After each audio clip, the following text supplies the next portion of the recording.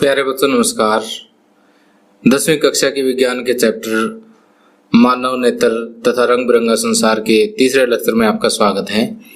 पिछले लेक्चर में हमने ये देखा था कि दृष्टि दोष जो 6 प्रकार के होते हैं, जिनमें से पहले 2 दोष यानी निकट दृष्टि दोष और दूर दृष्टि दोष को हम अच्छी तरह से पिछले लेक्चर में समझ चुके हैं। आज हम पढ़ेंगे मोतियाबिंद, जरा दूरदृष्टिता, अबिंदुकता और वर्णांधता। ठीक, तो ये बिल्कुल छोटे छोटे 4-4 लाइन के हैं, लेकिन एग्जामिनेशन पॉइंट ऑफ व्यू से बहुत ही इंपॉर्टेंट हैं और इन पे कॉम्पिटिटिव में भी इनके आधार पर क्वेश्चन पूछे जाते हैं, जैसे एनटीएससी वगैरह के जो एग्जाम होते हैं। इसलिए आज के लेक्चर को आप बड़े ध्यान से सुने। ओके, तो चलिए शुरुआत करते हैं। तो आइए सबसे पहले समझते हैं कि मोतियाबिंद क्या होता है। मोतियाबिंद को मैं एक बहुत ही सिंपल से उदाहरण के द्वारा समझाता हूँ कि जैसे मनुष्य की आयु बढ़ती है, तो आयु बढ़ने के साथ साथ जैसे आप कई सारे चेंज देखते हो, जैसे बाल सफेद हो जाते हैं। ठीक उसी तरह से मानव नेत्र का जो क्रिस्टलीय लेंस है वो भी आयु बढ़ने के साथ साथ क्या हो जाता है, दूधिया हो जाता है या धुंधला हो जाता है, जिसके अंदर से लाइट अच्छी तरह से पास नहीं हो पाती है, बिल्कुल भी पास नहीं हो पाती। तो उसी कारण क्या होता है, दृष्टि में या तो कमी आ जाएगी या पूर्ण रूप से दृष्टि चली जाती है उस आँख की। ठीक, और इस दोष को हम क्या कहते हैं, मोतियाबिंद कहते हैं।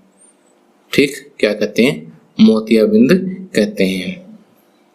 तो अब इस दोष का निवारण जो है वो किससे होता है, शल्य चिकित्सा द्वारा ही हो सकता है, ऑपरेशन के द्वारा ही हो सकता है, सर्जरी से ही होएगा ये। ठीक, तो अगर हम ये चाहें कि कोई दवाई वगैरह डाल के इसको साफ कर दे तो ऐसा नहीं होगा। आपको जो मानव नेत्र का जो क्रिस्टलीय लेंस है उसको हटा करके उसकी जगह पर क्या लगाना पड़ेगा, एक कृत्रिम लेंस लगाना पड़ेगा।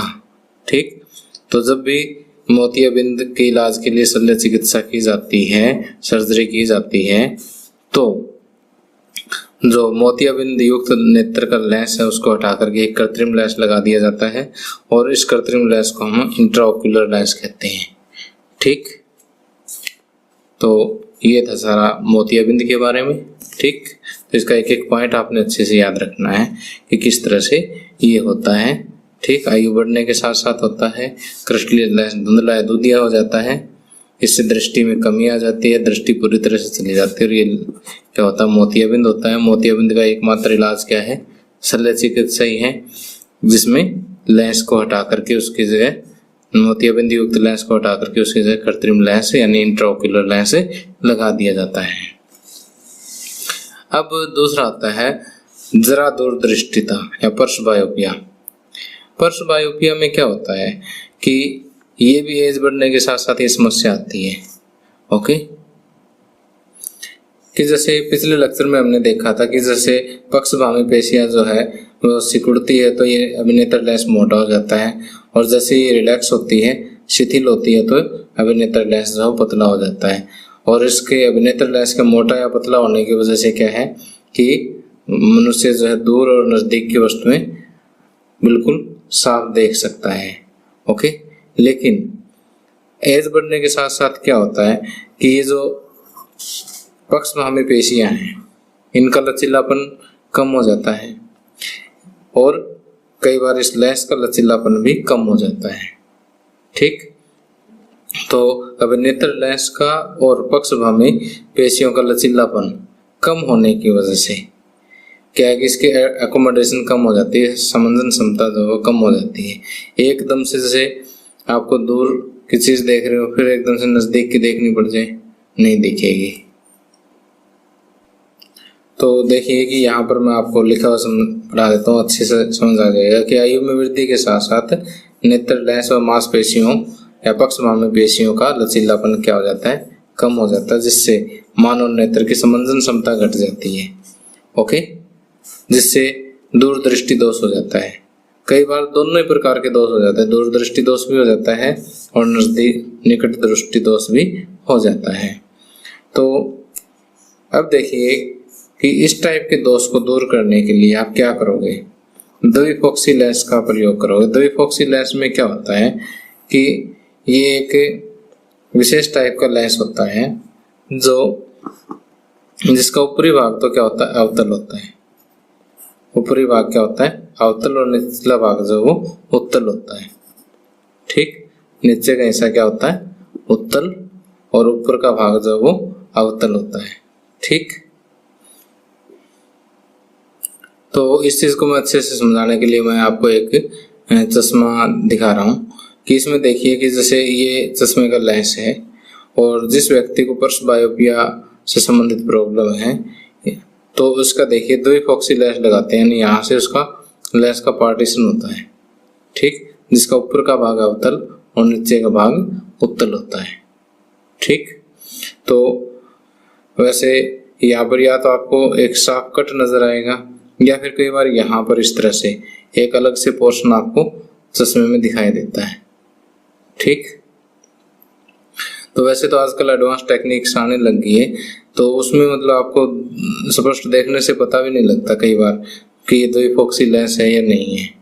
ठीक, तो जैसे लेकिन जो सस्ते जो लेंस आते हैं द्विफॉक्सी लेंस, उसमें आपको क्लियर पता लगेगा कि ऊपर का भाग जो वो अवतल है और नीचे का भाग जो आपको इस तरह से राउंड में आपको अलग से दिखाई देगा कि ये उत्तल है।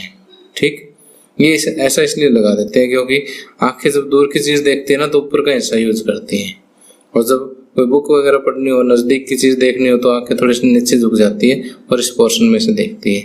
इसलिए द्विफॉक्सी लेंस जो है ये जरा दूरदृष्टिता या पर्स बायोपिया को दूर करने के लिए हम यूज करते हैं।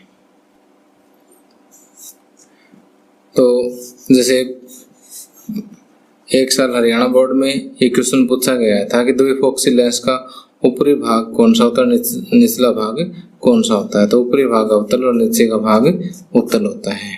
ठीक, तो जैसे इसको याद रखने के लिए हम अल्फाबेट लिखते हैं, ए आ ई ई ऊ नीचे ही आता है, ए ऊपर आता है, ए से अवतल और ऊ से उत्तल, याद रह जाएगा। ओके, और इससे अगला आता है दृष्टि वैषम्य या अबिंदुकता, एस्टिमेटिज्म।